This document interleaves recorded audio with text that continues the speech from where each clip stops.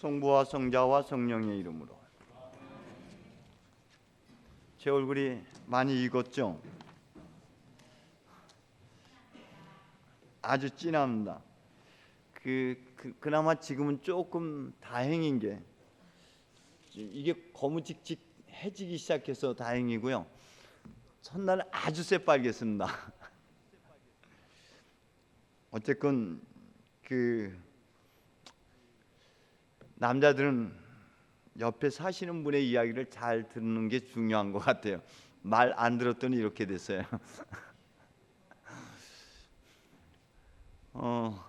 좋은 여행이었습니다. 이따가 잠깐 보여드리도록 하겠습니다.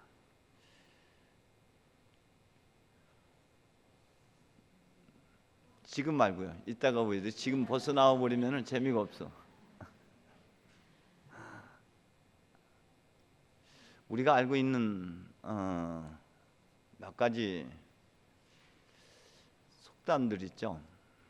사자성어들 있는데요. 비 온 뒤에 땅이 굳는다는 말도 있고요. 아픔만치 성숙해진다는 말도 있습니다. 어려움을 당할수록 더 견고해진다는 말도 있고요. 고생 끝에 낙이 온다는 말도 있습니다. 이것이 우리에게는 지금의 어려움을 이겨나갈 수 있는 큰 힘이 됩니다. 예수님께서도 장차 영광을 바라보며 오늘의 고난을 이겨나갈 수 있었다라고 표현하고 있습니다. 로마서에서도 그렇게 표현하고 있습니다. 장차 영광에 비추어 본다면 지금 겪는 고난은 아무것도 아니다. 여러분의 삶의 여정 속에서는 반드시 고난이라는 것을 경험할 수밖에 없습니다. 우리가 하느님 앞에 밉보였기 때문에, 잘못했기 때문에 그러는 것이 아니라 하느님께서 허락하신 고난이라는 것이 있습니다. 그리스도도 영광을 받기 전에는 반드시 이 고난을 거쳐야만 했다라고 성경은 말하고 있습니다. 고난은 반드시 겪어야만 하는 것이죠. 하느님께서 우리에게 허락된 그 고난은요, 그 고난을 통해서 우리의 본래의 모습을 되찾을 수 있기 때문에 그렇습니다. 아까 아침에 교리 공부를 하면서 천상천하 유아독존이라는 단어가 많이 나왔어요. 여러분, 우리가 천하보다 귀한 존재입니다. 여러분은 하느님 닮은 사람들입니다. 여러분, 하느님께서 온갖 정성과 온갖 숨을 다 불어넣어서 당신의 성품대로, 당신의 모습대로 하늘과 땅을 합해서 빚어낸 가장 존귀한 자가 바로 여러분 자신입니다.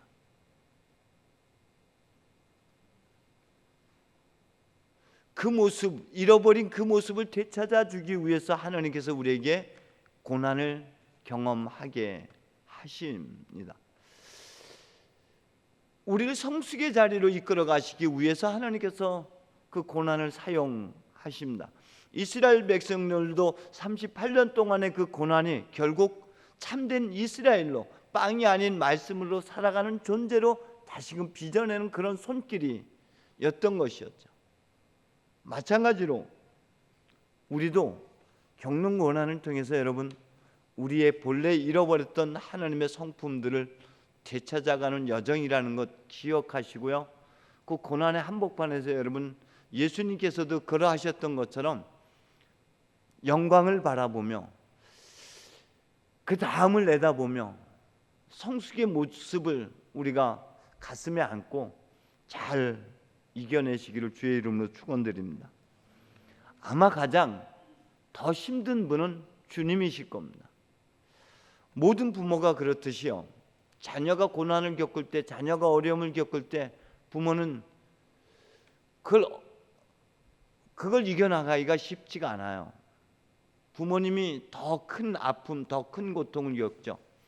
그래서 나온 게 단장이라는 것이죠. 단장의 아픔이라는 것. 주님께서 우리를 바라보시는 시각, 우리가 고난을 겪을 때, 우리가 길을 잃어버렸을 때, 우리가 어려움을 겪을 때 우리를 바라보는 그분의 마음, 그분의 눈이, 그분의 가슴이 어떤 거냐? 측은지심이에요. 단장의 아픔을 안고 우리를 바라보신다는 겁니다. 하나님께서 우리에게 자비를 베푸시고 사랑과 모든 은혜를 베푸시는 그 원동력이 있다면 그것이 측은지심이에요. 5,000명을 먹일 때에도 4,000명을 먹일 때에도 바로 그 측은지심으로 말미암아 길 잃어버린 사람, 길 가다 넘어질까 봐 그분께서 우리에게 하나님의 말씀으로 다시금 채워주셨던 것처럼 오늘 여기 장례의 행렬을 가로막고 주님이 서 계십니다. 외아들이 죽었다. 지금 나인성의 한 여인 사렙다의 과부 외아들이 죽었다. 그걸 어떻게 말로 표현할 수 있겠습니까? 그 무슨 말로 위로가 되겠습니까? 그런데 지금 주님은 그 죽음을 가로막고 있는 거예요. 죽음의 행렬을 붙잡고 있는 겁니다.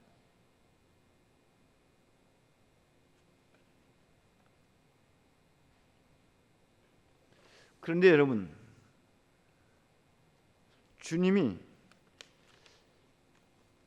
죽은 아들이 마음 아파서가 아닙니다. 죽은 아들을 바라보고 있는 그 두 여인을 바라보고 있는 겁니다. 예루살렘을 향해서 올라갈 때에 우는 여인들을 향해서 똑같은 마음으로 나를 위하여 울지 말라고 주님 말씀하고 있습니다.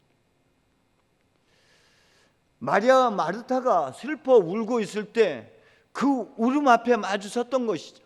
그 죽음 앞에 마주 선 겁니다. 또 다른 죽음 앞에 울고 있는 한 여인에게 마리아야 왜 울고 있느냐 하고 물었던 그 주님이 죽음 앞에서 지금 우리에게 다시금 묻는 겁니다. 무엇이 주님을 이렇게 아프게 했을까요? 지금 계속된 주님의 마음을 우리가 다시금 깊이 살펴볼 필요가 있습니다. 목자 없는 양 같아서 그들이 자신의 존재를 잃어버렸기 때문에 아마 이 여인들에게 있어서 그 아들은 자신의 생명과 같은 자신이 살아가야 할 그 이유, 그 전부였을 겁니다.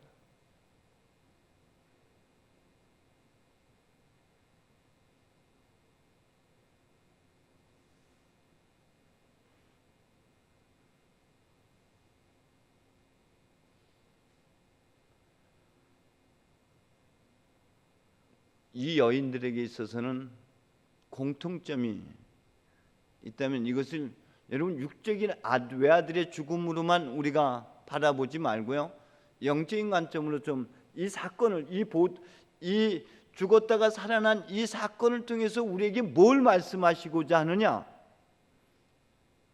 예수님께서 죽은 아들 살려냈다 이걸 지금 말하고자 하는 게 아니고요, 이 사건을 통해서 말하고자 하는 또 다른 핵심이 있는 것이죠. 주님은 죽은 아들을 살려내는데 그분이 그걸 우리에게 소개시켜주고 싶은 마음이 있어서 이걸 얘기하는 건 아니에요.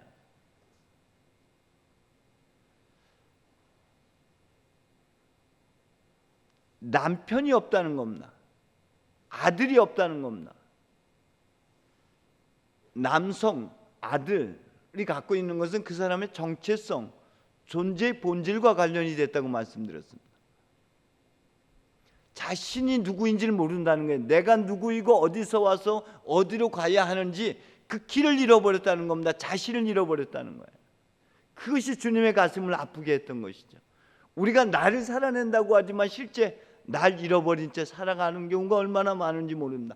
그 아들이 남편의 부재, 그리고 그 부재 자신의 존재성이 점점 희박해져 가고 결국 그 작은 불씨, 작은 남성성마저도 잃어버리게 됩니다.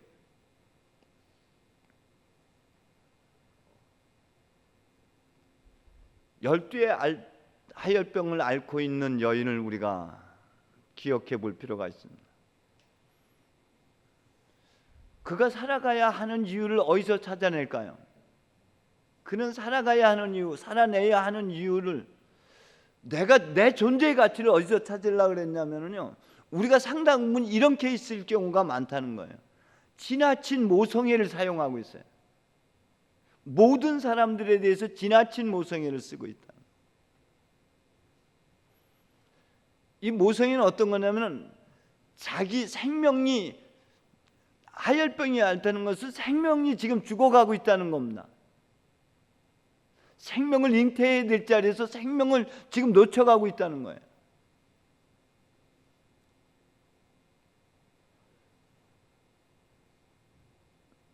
내가 다른 사람들한테 그저 착하게 하고 다 내 거 다 내어줘. 오직 자식 새끼라면 뭐든지 내어줘도 아깝지 않고 남편 위해서, 이웃들 위해서, 가족들 위해서 내어주는 게 참 좋게 보일 수도 있어요. 그죠? 그 여인이 도인이 아닌 이상은 그 안에 뭐가 어떻게 될까요? 속은? 효자 남편만 둬도 속은 뒤집어지는 건데, 이 여인은 자기가 그런 선행을 베풀고 다른 사람에게 자선을 베풀고 다른 사람들에게 뭔가 배려해주고 하는 것을 통해서 자기 존재 이유를 거기서 찾으려고 그럽니다. 거기에서 자기 힘을 과시하려고 그래요.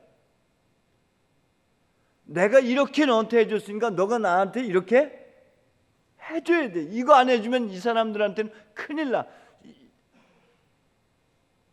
여러분들 주변에도 한번 잘 보십시오. 특히 여러분 자기 존재감이 없는 사람일수록 그것의 보상 심리가 굉장히 강합니다. 그래서 그 아이는 어떻게 돼요? 숨 막혀서 죽을 수밖에 없는 거예요. 하열병 앓던 여인이 자기를 전부를 자식에게 쏟아붓던 것처럼 이 여인도 이 아들에게 전부를 쏟아붓는데 그 아들이 숨이 막힐 수밖에 없는 거예요. 부담이 얼마나 커지겠어요. 이것하고 약간 반대의 성향이 또 하나 있습니다. 자기 불안인 것이죠. 또다시 사람들에게 그 인정받기 위해서 자기를 대신해서 자식에게 모든 것들을 거는 케이스가 있습니다. 그래서 자식을 자기 틀 안에다 가두는 케이스가 있죠. 야이로 같은 경우가 그런 예입니다. 야이로 자기 불안 때문에 자기 지나친 통제 아래, 간섭 아래 요래야 되고 요 틀 안에다 가두는 케이스. 자식이 죽어갈 수밖에 없겠고 숨 막힐 수밖에 없겠고, 하느님의 말씀인 숨을 살아내지 아니하고 부모의 틀 안에 가두려는, 부모의 생각 안에 가두려는 또 한 케이스가, 여러분 그 예수님께서 변화산성에서 내려왔을 때 아이가 발작을 일으키는 케이스가 있죠. 그 경우도 또 하나의 같은 비슷한 케이스가 해당됩니다. 이때 주님께서 아이를 고치는데, 아이를 이렇게 세우는 데 있어서 선행되는 것들이 있어요. 선행되는 것들은 언제나 부모를 터치했다는 겁니다. 야이로를 바꿔놨어요.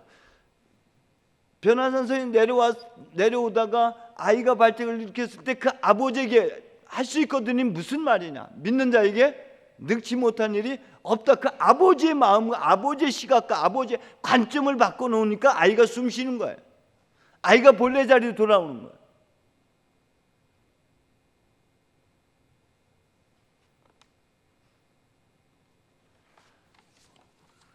숨이 막혔어요. 뭐 지나친 인간의 간섭과 때로는 뭐라 그럴까, 이게 방관이라는 것, 지나친 간섭 내지는 똑같은 겁니다. 방관도 똑같은 거예요. 두려워서 놔두는 거예요. 자기가 통제할 수 없기 때문에 놓고 있는 것이지, 방관이 자유를 주는 게 결코 아니다. 자유와 방관은 달라요. 지나친 통제와 간섭도 자기 불안과 자기 틀 안에 갇힌 부분들입니다. 그래서 그 여인은 남성성이 없어졌다, 남성성이 소멸되었다, 남성이 없어졌다, 부재하다라는 겁니다. 자기 정체성, 난 누군가에 대한 이런 것들을 어디서 찾으려고? 밖에서, 자식한테서, 남편한테서, 무에게서, 나의 선행을 통해서, 나의 어떤 계급장을 통해서, 거기를 통해서 나라는 존재를 과시하려고 그러고 찾으려고 했기 때문에 마주하고 있는 자리, 마주하고 있는 자리가 자기 자신이에요. 이제는 그 사진 잠깐 보여주셔도 됩니다. 어디 가셨나?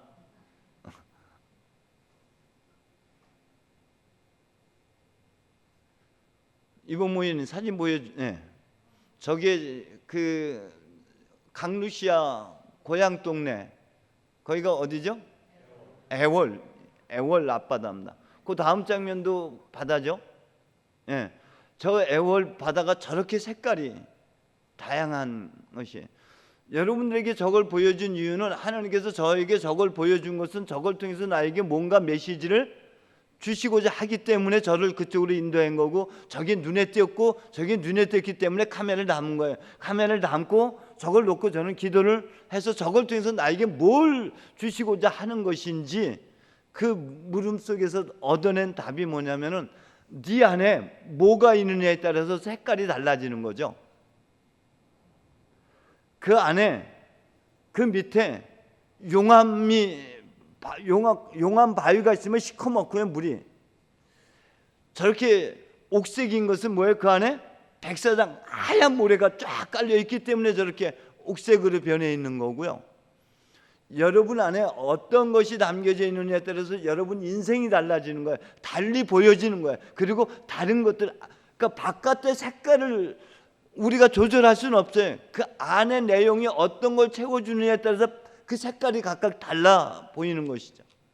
여러분 인생도 여러분 같아요. 여러분 좋은 옷 입고 뭐 해서 여러분의 모습이 달라지는 게 아니라 그 안에 하나님의 말씀을 담아뒀을 때만, 여러분 하나님의 영을 담고 있을 때만 여러분 빛나는 모습, 저렇게 아름다운 모습을 연출해낼 수가 있어요. 그 다음날 하나님께서 저를 저쪽으로 인도했어요. 왜냐하면 전날도 한라산이 자꾸 나한테로 한 걸음 한 걸음 다가왔어요. 그래서 그 다음날 할 수 없이 주교님 가야만 되겠습니다. 어디로? 다음 장면이요. 절로 갔어요. 영실입니다. 영실에서 올라간 윗오름새인가요? 여기가 윗세오름. 예. 저기 한라산이 딱 한 움큼에 딱 잡혀요. 그 다음 장면도 한라산인데 하늘을 많이 이렇게 보여주고 있습니다. 가고 싶죠? 봤죠 지금? 근데 저거를 통해서 하나님께서 저에게 무슨 메시지를 담고 있느냐, 왜 굳이 저렇게 그 산까지 올라가면서, 산은 멀리서 봐야지 한라산이 보이는 거지, 한라산에 가니까 한라산이 없더라고요. 에? 나무만 있고 돌만 있는 거지. 한라산은 멀리서 봐야지 한라산이 아름답게 보이는 거고요. 속에 들어가면 한라산 없고 돌과 바위밖에 없는 거예요. 근데 하나님이 왜 하필 저까지 끌고 갔을까? 왜 하나님 내 발걸음은 저 만만치 않대요. 보니까 그 계단이 하도 많아가지고 저보다 저희 집사람이 더 빨리 올라가더라고. 올라가는 입구에서 계속 제 눈에 띈 게 있어요. 오늘 저기다 안 담았는데요. 눈에 띈 게 뭐였냐면, 이젠 접어둬도 됩니다. 제 얼굴 보여주십시오. 예. 그 열리목이라 그래요. 열리목. 소나무와 그 다음에 뭐 엄나무, 각각 다른 나무들이 한 몸을 이루어서 가는 나무들이요. 그게 계속 눈에 띄었어요. 그 들어가는 영실 그 주차장에서 그 올라가는 내내 그 길 한복판에도 그 두 나무가 이렇게 딱 마주 저를 대하고 있고, 주변에 모든 나무들이. 그래서 계속 사진 찍으면서 하나님, 저기 도대체 오늘 뭘 보여주려고 여기를 올라가게 하는 겁니까? 이거야. 둘이면서 하나, 하나이면서 둘. 둘이자 하나이고 하나이자 둘인 거예요. 각각 다른. 너는 너들의 아름다움. 아까 그 정상을 못 올라가게 저기는 돼 있어요. 몇 년 전에 저희 갔다가 그래서 못 올라갔어요. 저까지만 가고. 언제까지 통과할지 모르겠는데 그 안식년이라서 계속 이게 못 들어가게 하고 있어요. 근데 왜 저까지 가서 저것만 보게 하고 더 이상을 접근하지 못하게 했을까? 또 저에겐 계속 기도가 되었고요. 그 둘이면서 하나이고 하나이면서 둘인 거는 자기 정체성을 이야기하는 것이고, 그게 너 자신이라는 저 한라산이란 큰 봉우리로 저를 대변하고 있어요. 이게 너야. 너 자신을 딴 데서 찾지만 너는 너일 뿐이야. 그가 마주하고 있는 자가 그가 나다. 근데 그 나는 나로 존재할 땐 외로워. 그러나 가슴을 열고 더 이상 난도질하지 말고, 더 이상 칼로 나누지 말고, 더 이상 옳다 그르다 하지 말고 다 품어안아. 모든 것들을 품어안을 때 거기 때로는 철쭉으로 물들이고, 때로는 진달래로 물들이고, 때로는 다양한 아름다운 색깔로, 아름다운 꽃으로, 아름다운 나무들로 물들일 수가 있는 거야. 그렇다고 해서 저기에 철쭉이 폈다고 해서, 저기에 그 개나리가 진달래가 폈다고 해서 한라산이 아닌 게 될 수가 없어요. 한라산은 여전히 한라산일 뿐이야. 내 안에 수많은 경험들, 수많은 나를 내가 품어 안는다고 해서 내가 아닌 게 아니라 여전히 그도 나일 뿐이야. 한라산과 마주했을 때 저는 제 모습을 봤습니다. 그게 너야. 오늘 죽음 앞에서 이 여인은 누구와 마주칩니까? 예수님과 마주쳐요. 그 예수님과 마주쳤을 때 사마리아 여인이 그렇게 묻습니다. 그 예언자가 누굽니까? 라고 물었을 때, 그 예언자가 언제 옵니까? 라고 물었을 때 요한복음 4장에서 너와 이야기하고 있는 그가 바로 나다. 내가 바로 그다. 너희들 지금 누굴 찾고 있느냐? 나자렛 예수를 찾았어. 내가 바로 그다. 예수님은 우리의 거울이에요. 그 원형 안에서 내 안에 내가 못 알아차리고 내가 인정하지 못했던 나의 존재의 본질, 나의 핵심, 그걸 보게 만드는 거예요. 오늘 사렙다 과부를 통해서 우리가 이 한마디가 저는 스쳐 지나가지 않더라고요. 나와 무슨 상관이 있다고 이렇게 오셔서 내 죄를 일깨워 주시고 아들을 주게 했습니까? 죄라고 하는 것은요, 윤리적 도덕적인 것을 이야기하는 게 아니라 하나님의 말씀, 하나님의 이치, 하나님의 진리, 여기에서 벗어난 것을 죄라고 표현하는 것입니다. 이 여인은 어떤 여인이었어요? 바로 앞서서는 엘리야가 왔을 때 마지막 아들하고 먹고 죽을 만큼의 밀가루밖에 없었어요. 기름 몇 방울하고 밀가루, 이거 먹고 이제는 죽음을 기다릴 수밖에 없었을 때 하나님의 사람을 만납니다. 하나님의 사람이 그거 나에게 먼저 가져다 다오 했을 때 그걸 먼저 가져다 줬던 이 여인의 이 믿음이었어요. 그런데 이 여인에게 아들이 죽었어요. 자기 정체성. 사람이 빵으로만 살 것이 아니다. 그 집에는 더 이상 쌀의 뒤주에 밀가루가 떨어질 일이 걱정 근심이 없어요. 살아가야 할 이유가, 그렇게 기도해야 될 이유를 안양교인들이 그런 거 아닌가 싶어요. 안양교인들 그냥 살만해, 이대로가 좋습니다, 하나님 그냥 내버려 두셔. 그냥 건드리지만 마. 기도할 필요성을 별로 안 갖고 계신 게 아닌가 싶어요. 응? 그냥 우리 이스마엘이나 좀 내버려 두지 무슨 이 여인에게 있어서 그 이유를 잃어버린 거예요. 그것 때문에, 그 빵 때문에, 그 밀가루 때문에. 밀가루는 얻었는데 그 밀가루 때문에 말씀을 잃어버렸어요. 그래서 이 엘리사의 기도 속에서 뭘 얘기하냐면 그가 길을 잃어버렸어요. 그래서 죄라고 표현한 겁니다. 죄를 잃겠다, 길을 잃어버렸다, 날 잃어버렸다. 그래서 주님께 엘리야의 기도 속에서 생명의 숨, 생명 호흡을 얘기합니다. 그 숨, 그 호흡은 뭐예요? 한점에 하나님께 창세기 2장에서 하나님께서 사람을 흙으로 빚어 만드시고 그 사람에게 뭘 불어넣어요? 숨, 그 숨이에요. 그 사람이 그 사람이지만 그 사람은 다른 사람이에요. 앞서 그 사람하고 흙으로 빚어진 그 사람이지만 다시 숨이 불어넣어졌을 때는 그 사람이 동일한 그가 아닌 그가 하나님이 되어진 그가 되어지는 겁니다. 그게 주님과의 만남 안에서 되살아나는 거예요. 죽은 사람은 죽은 자에게 장례식을 맡겼어요. 여러분, 우리가 생명의 말씀으로 살아갈 때만 우리가 살아있는 사람인 것이지, 주님의 말씀을 기준으로 해서 내가 살아낼 때만 새로운 생명 부활의 삶을 살아가는 것이지, 이전의 습관과 이전의 내 가치관을 가지고 살아간다면 겉모양만 그리스도인이지, 부활은 생각 속에서만 경험했을 뿐이지 삶 속에서 부활을 경험하지 못한 것. 오늘 여러분 본기도를 자세하게 들여다보시기 바랍니다. 고통과 죽음의 신비라고 표현했습니다. 고통과 죽음의 신비 뒤에는 뭐냐면 부활의 능력이에요. 우리가 겪게 되는 일상에서 부딪히는 여러 가지 시련과 아픔, 그것은 우리가 넘어서게끔 하는 것이 주님이라는 거예요. 때문에 우리의 답은 어디 있어요? 주님 안에 있는 거예요. 주님 안에서 우리가 그 답을 찾아내서 그걸 넘어서야 되는 거예요. 그것이 부활의 삶입니다. 지금 상황과 지금 처지에서 삶을 포기하는 것이 아니라 이미 여러분 안에 새겨져 있는 은혜, 새겨져 있는 말씀, 이미 여러분 안에 있는 하나님의 숨을 되찾아서 그 말씀으로 살아내는 여러분 되시기를 주의 이름으로 축원드립니다. 기도합시다.